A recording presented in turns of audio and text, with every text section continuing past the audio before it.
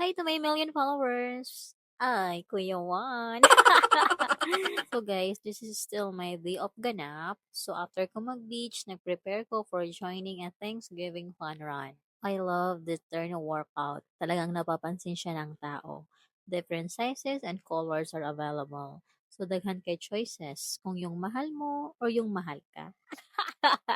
Charot lang. So guys, papunta na po pala tayo sa venue kung saan mag-start yung 5 kilometer run.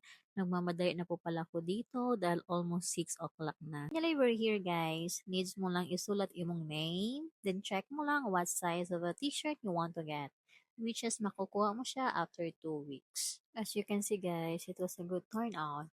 At ito na nga, nag-start na, so nagpaulahin lang sa ako.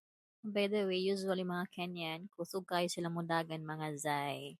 Gusto ko na mudagan, pero unsa naman ni, nag-walking naman tawon sila, naulaw ko og dagan. What I did mga zay, I walked faster among them. When I got to the highway, that's where I started running.